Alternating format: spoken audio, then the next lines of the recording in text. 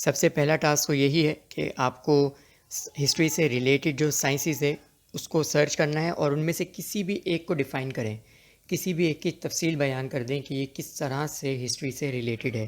آپ اس کو voice note میں بھی بیان کر سکتے ہیں، اور بہت زیادہ بہتر ہوگا اگر آپ لکھ کر کریں تو گروپ میں اور بھی لوگوں سے سیکھنے کو سمجھنے کو ملے گا۔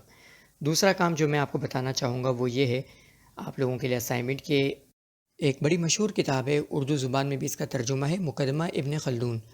ابن خلدون ایک بہت بڑے مورخ، بہت بڑے جغرافیہ دان گزرے ہیں مسلمانوں کے، اور ہسٹوریوگرافی کے سمجھ لیں کہ فادر بھی، یا سوشیولوجی کے فادر بھی ان کو کہا جاتا ہے۔ تو ان کی جو کتاب ہے مقدمہ ابن خلدون، اس کا فرسٹ چیپٹر کا آپ نے مطالعہ کرنا ہے، اور اس سے جو بھی سمجھ آ رہا ہے آپ اس کے نوٹس بنائیں اور اس کو شیئر کریں میرے ساتھ۔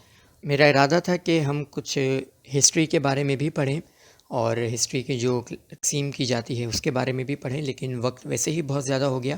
تو انشاءاللہ نیکسٹ کلاس میں ہم بات کریں گے ہسٹری کی، اور دنیا کی جو تہذیب ہے اس کی جو تقسیم کی گئی ہے تاریخ کے اندر ادوار کی، اس کے بارے میں بات کریں گے۔ تب تک آپ لوگ یہ اپنا جو ٹاسک ہے اس کو مکمل کریں۔ انشاءاللہ نیکسٹ کلاس میں آپ لوگوں سے ملاقات ہوگی۔ اپنا خیال رکھیے گا۔ اللہ حافظ۔